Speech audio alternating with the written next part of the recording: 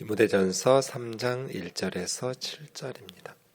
미쁘다 이 말이여 곧 사람이 감독의 직분을 얻으려 함은 선한 일을 사모하는 것이라 함이로다. 그러므로 감독은 책망할 것이 없으며 한 아내의 남편이 되며 절제하며 신중하며 단정하며 나그네를 대접하며 가르치기를 잘하며 술을 즐기지 아니하며 구타하지 아니하며 오직 관용하며 다투지 아니하며 돈을 사랑하지 아니하며 자기 집을 잘 다스려 자녀들로 모든 공손함으로 복종하게 하는 자라야 할지며 사람이 자기 집을 다스릴 줄 알지 못하면 어찌 하나님의 교회를 돌보리요. 새로 입교한 자도 말지니 교만하여져서 마귀를 정죄하는 그 정죄에 빠질까 하며 또한 외인에게서도 선한 증거를 얻은 자라야 할지니 비방과 마귀의 올무에 빠질까 염려하라. 아멘. 3장은 이제 교회 리더들에 대한 이야기인데요.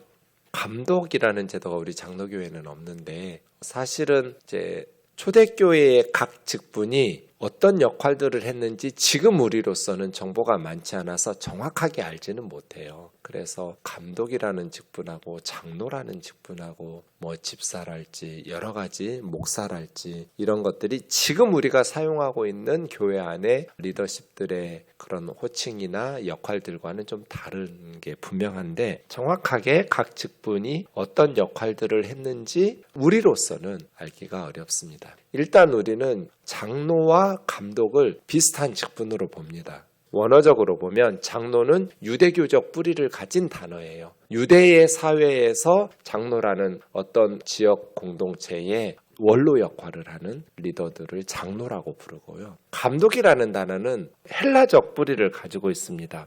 어느 시나 도시에 감독하는 역할, 그런 어떤 지도자들을 감독 이렇게 부르는데 그래서 장로나 감독은 보통 성경 안에서 보면 같은 부류로 이렇게 사용하는 구절들이 있습니다. 사도행전 20장 17절이나 28절에 보면 장로를 감독자 이렇게 부르고요. 베드로 전서 5장 1, 2절에 보면 장로들에게 양무리를 치되 이렇게 이야기합니다. 그래서 지금 장로는 우리도 두 가지 장로를 이야기하는데 하나는 저처럼 목회자들도 장로거든요. 그리고 여러분이 장로님이라고 부르는 장로님들도 장로고요. 그래서 가르치는 장로와 교회를 치리하고 그렇게 이끌어가는 장로들 이렇게 나누는데 어쨌든 성경 안에서 장로와 감독하면 목회자적인 역할들, 사도 바울도 그렇고 모든 사도들도 각 지역의 장로들과 감독들을 세워서 그 리더들을 중심으로 해서 그 지역의 교회들 공동체를 이끌어갈 수 있도록 지도 체제들을 세웠거든요. 그래서 이런 각 교회에서 장로들을 선택한 바울의 그러한 사역들처럼 사도행전에 나오는 정확하게 우리가 각 직분의 그것을 알 수는 없지만 각 교회의 지도자들, 장로들을 세워서 목양적 기능을 감당하게 한 이들이 있었다. 이렇게 보면 되겠습니다. 미쁘다 이 말이요 이런 표현들이 성경에 가끔 나오는데요. 미쁘다라는 것은 예쁘다는 게 아닙니다. 믿을만하다. 이건 사실이다. 그런 뜻입니다. 믿음이라는 단어가 피스티스예요. 거기서 나온 형용사가 피스토스예요. 피스티스, 믿음에서 피스토스. 이 피스토스가 미쁘다라고 번역. 그래서 믿을만하다 그런 뜻이에요. 신실한 말이다. 이런 말은 피스토스 홀 로고스인데요. 이 말은 사실이다 이런 뜻이에요. 무슨 말인가? 사람이 감독의 직분을 얻으려 함은 선한 일을 사모하는 것이다. 감독의 직분을 원하는 사람들이 감독의 직분을 원하는 이유는 선한 일을 사모하기 때문에 선한 일을 사모하고 훌륭한 직분을 잘 감당할 수 있기를 사모하기 때문이다. 근데 그 말은 사실이야. 이렇게 디모데에게 말하는 거죠. 그러므로 우리가 교회 리더가 되고자 하는 것은 선한 일을 사모하기 때문이죠. 하나님의 종이 되어서 교회를 섬기면서 선한 열매를 맺으려고 하는 것인데 하면서 한 10가지 정도의 감독의 자격 조건, 목회자의 자격 조건이라고 해도 좋고 교회를 이끄는 장로들의 자격 조건이라고 해도 좋습니다. 이제 내일 이어지는 본문은 집사들의 자격 조건들을 나오는데요. 어쨌든 교회 리더들, 교회의 일꾼들은 어떤 자격 조건이 필요한가? 첫 번째가 책망할 것이 없으며 이건 그냥 다음에 이어지는 모든 것들을 포괄하는 것 같아요. 책망할 것이 없으며 교회 리더가 책망받을 것이 없어야 된다. 그러면서 첫 번째로 한 아내의 남편이 돼요. 이렇게 일부 다처제를 하거나 건강한 부부 생활을 하지 못하고 비난받을 만한 가정 생활에 있어서 건전하고 건강해야죠. 그래야 교회의 리더가 되고 세상 사람들로부터 교회가 비난받지 않고 책망할 것이 없는 한 아내의 남편이 되어야 된다. 두 번째가 이제 절제하는 겁니다. 절제. 이 단어는 특별히 술과 관련돼서 많이 사용되기도 하는데요. 여기서는 그 밑에 술을 즐기지 아니하며 3절에 나오니까 특별히 술뿐 아니라 모든 영역에 있어서의 절제가 필요하죠. 성령의 9가지 열매 중에 하나도 절제인데요. 브레이크가 있어야 돼요. 잘 달리기만 하는 자동차는 위험하죠. 멈춰 설 때는 브레이크가 제 기능을 발휘해서 멈춰 서야죠. 이건 좋은 것도 절제해야 돼요. 꼭 죄 짓는 것, 악한 것만 절제하는 것이 아니라 좋은 것도 절제할 줄 알아야 돼요. 전도가 좋은 일이죠. 하지만 가정은 돌보지 않고 맨날 애들은 내팽개치고 전도만 다니는 그걸 좋은 믿음이라고 할 수 있어요? 그렇지 않아요. 절제해야 돼요. 그래서 교회 리더들은 모든 일에 있어서 절제할 줄 알아야 된다. 세 번째는 근신. 이 근신이라는 것은 훈련된 그런 뜻입니다. 그리고 아담하고도 관련되어 있는데요. 근신하며 근신하고 신중하고 단정, 아담하고 이거는 잘 절제돼. 이 단정하다는 게 어제도 나왔던 코스모스거든요. 우주적인 질서와 관련된. 그러니까 그리스도인다운 품위가 있어야 돼요. 절제하고 신중하고 또 단정하고 크리스찬답게 품위 있게 질서 있게 훈련된 그런 뜻입니다. 나그네를 대접하며 손님 접대를 잘해야 돼요. 나그네들을 잘 환대하고 이렇게. 우리 원로 목사님이 저한테 하신 말씀이 있어요. 목사는 밥 사는 사람이라고. 제가 처음에 그 말씀 들었을 때 왜 목사가 밥을 사는 사람이에요? 말씀 가르치고 기도하고 이렇게 생각 조금 했거든요. 근데 매주 밥을 사요, 제가. 근데 그게 정말 중요한 사역이구나. 왜 성경에서 나그네를 대접하며를 썼는지 알겠어요. 인색하면 안 돼요. 자기 교회와 자기 성도들, 물론 교우들에게도 밥 사고 나그네를 대접 잘해야겠지만 나그네라는 것은 뜨내기들이거든요. 여행하고 어떤 움직이는 항상 거기에서 같이 사는 걸 나그네라고 하진 않아요. 낯선 사람이에요. 목회자들은 교회 리더들은 나그네를 잘 대접해야 한다. 그래서 교회에서 성도들이 본받을 수 있도록 가르치기를 잘하며 아무것도 모르고 그냥 목회를 신학교에 갔는데요. 저 같은 경우는 나중에 깨달았어요. 목회를 잘할 수 있는 사람 많지 않다. 착하고 믿음 좋고 그래서 신학교 가면 안 돼요. 그냥 교회에 성도로 섬겨야 될 사람들이 목사가 되면 자기도 힘들고 가족들도 힘들고 교회 식구들도 힘들어요. 목회를 잘할 수 있는 그 스펙트럼이 넓지 않아요. 몰랐어요. 저는 신대원을 갈 때. 그냥 믿음 좋고 예수님 사랑하고 교회 사랑하고 열심히 하면 목회자가 되어도 되는 줄 알았어요. 근데 해보니까 열심히 있고 착하다고 믿음 좋다고 목회 잘하는 거 아니에요. 굉장히 많은 요소가 필요해요. 일단 목회하는 사람들은 엉덩이가 무거워야 돼요. 말씀을 연구해야 되니까요. 매주 새로운 설교들을 연구하고 했던 설교 또 하고 이러면 안 되잖아요. 미국에 있는 신학교에서 제가 아는 분이 다니는 학교에서 제가 알게 되었는데요. 목사님, 미국 신학교에서 특이한 세미나를 해요. 무슨 세미나냐고. 세미나 주제가 왜 한국 교회 목사들은 설교 표절을 많이 하는가. 미국 신학생들이 그런 주제로 해가지고 한국인이니까 미국에서 자랐지만 어쨌든 한국적 베이스가 있는 분이니까 그런 얘기를 해가지고 그러니까 미국의 신학교에서 연구할 정도로 한국교회 목사들이 설교 표절이 많은 거죠.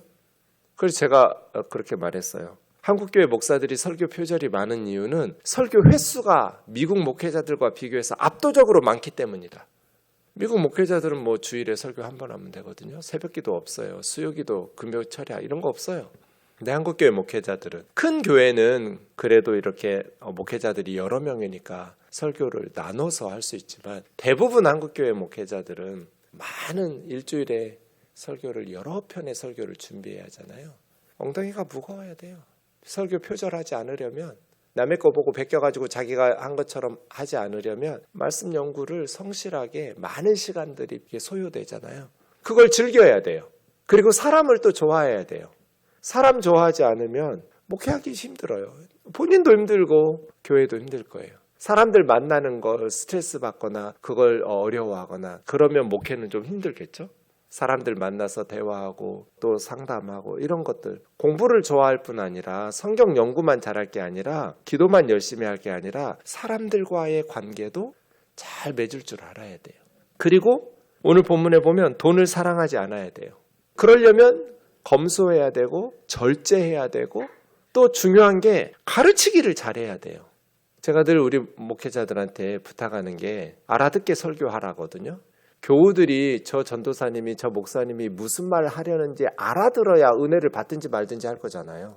무슨 말을 하는지를 못 알아듣겠는데 어떻게 은혜를 받겠어요? 근데 저는 목사인데도 대부분 설교를 제가 오늘 무슨 얘기하고 싶었던 거야? 못 알아듣겠어요. 목사도 못 알아들으면 여러분은 뭐 못 알아듣는 게 너무 당연하죠. 이게 어려운 일이에요. 알아듣게 이게 가르치기를 잘해야 되거든요. 근데 쉽지 않아요. 저도 어렵더라고요. 제가 처음에 설교 딱 하고 집에 갔는데 아내가 그랬어요. 당신 오늘 무슨 얘기하고 싶었어? 당연히 저는 알죠. 무슨 얘기하고 싶었는지. 제가 설교 준비했으니까. 근데 처음 듣는 성도들은 저 전도사가 지금 오늘 무슨 얘기하고 싶었던 거야? 제 아내조차도 못 알아듣겠는 거예요. 아니 왜 문장을 능동태로 시작해서 수동태로 끝내? 왜 그렇게 말이 길어 만연체야? 알아들을 수가 없잖아. 그런 얘기를 듣고 제가 충격받았거든요. 아 그렇겠구나. 알아듣게 말을 해야겠구나 하면서 엄청나게 많은 훈련을 했어요. 스스로. 주로 이제 산책하면서 나무들 놓고 성도님들이라고 생각하고 사랑하는 나무 여러분 하면서 설교 연습을 엄청 많이 했어요. 알아듣게 말하려고. 근데 아무리 노력해도 안 되는 분들도 있어요. 그런 은사가 없는. 참 믿음도 좋고 많이 알고 있는 건 인정하는데 알아들을 수가 없어요. 가르치기를 잘해야죠. 목회자가 되려면. 감독과 목사, 장로가 되려면. 술을 즐기지 아니하면 이건 뭐 말할 것도 없어요. 한국 교회는 다행히 술, 담배를 끊어가지고 너무 다행이에요. 전 이거 참 잘했다고 봐요. 선교사님들이. 술, 담배 해가지고 건강이나 뭐 이게 뭐가 좋겠어요. 그러니 술을 즐기지 않고 이것이 근신하고 신중하고 또 절제하고 뭐 이런 것과도 다 연결되겠죠. 그 다음에 구타하지 않는다는 건 이제 혈기 부리지 말라는 거잖아요. 말로도 혈기 부려서 때리면 안 되고요. 손으로도 혈기 부려서 때리면 안 돼요. 그러니까 자기 감정을 잘 다스릴 줄 알아야 되고 온유해야겠죠. 오직 관용하며, 관용이라는 것은 나와 생각과 의견이 다른 사람도 참아주는 거거든요. 관용이에요. 자기 생각하고 똑같이 성도들이 신앙생활 해야 되는 거 아니잖아요. 나와 생각이 달라도 존중할 줄 아는 것, 관용이죠. 다투지 아니하며, 다투려고 하고 논쟁적이고 그러면 안 돼요. 돈을 사랑하지 아니하며 자기 집을 잘 다스려 아이들도 모든 공손함으로 복종하게 하는 자야 한다. 자기 집도 다스릴 줄 모르는데 어떻게 하나님의 교회를 다스리고 이끌어갈 수 있겠는가 이거죠. 참 쉽지 않죠? 새로 입교한 자로도 말지니 예수 믿은 지 얼마 되지 않은 사람, 교회 오지 얼마 안 된 사람. 왜냐하면 이제 영적으로 성숙하지 못한 사람이 열심만 있다고 해서 교회 리더가 되면 교만하여져서 마귀를 정죄하는 그 정죄에 빠질까노라. 마귀가 왜 정죄받았어요? 교만해서 타락한 천사가 마귀예요. 하나님이 마귀 만든 거 아니잖아요. 천사 만드신 거잖아요. 근데 교만해져서 자기 지위를 지키지 않고 타락해서 정죄받은 존재가 마귀죠. 새로 입교한 사람들 열심히 있다고 해서 교회 리더로 세우면 교만해져서 마귀와 같이 그렇게 정죄받을 수 있으니 주의해야 된다. 마지막은 7절인데요. 외부 사람들에게도 칭찬받는 자이어야 한다. 외인에게도 교회 밖의 사람들에게도 선한 증거를 얻는 자라야 할지니 비방과 마귀의 올무에 빠질까 염려하라. 믿지 않는 사람들에게서도 칭찬을 받는 사람들. 그 사람들이 교회의 리더가 돼야 교회가 정죄받지 않고 비방받지 않고 세상 사람들에게 손가락질 받지 않는 공동체로 세워지겠죠. 이렇게 되면 목사님 누가 할 수 있어요? 아유 전 못하겠어요. 성경 보니까 이제 내일 집사인데 집사도 힘들 것 같아요. 이렇게 말씀 주신 것은 열심히 노력해서 이런 교회 리더가 되라는 거예요. 나 못하겠어요. 안 할래요. 이렇게 내빼라는 거예요. 이렇게 열심히 해서 좋은 교회 리더가 되라는 거죠. 아무도 안 하면 누가 교회를 섬기면서 이끌어가겠어요? 자격 있는 목사 한 사람도 없어요. 이런 말씀대로 다 잘하는 사람 하나도 없어요. 누가 자신 있어? 난 이렇게 할 수, 그렇게 말하고 생각하는 것도 문제죠. 그런 사람이 목회하는 것도. 그런 사람이 장로하고 권사하는 것도 문제예요. 우리는 다 자격이 없지만, 부족하지만 말씀이 우리에게 가르쳐 주시는 대로 최선을 다해서 그런 교회를 섬기는 리더가 되려고 노력하고, 그렇게 하나님 기뻐하시는 교회를 세워가기 위해서 힘써야겠지요.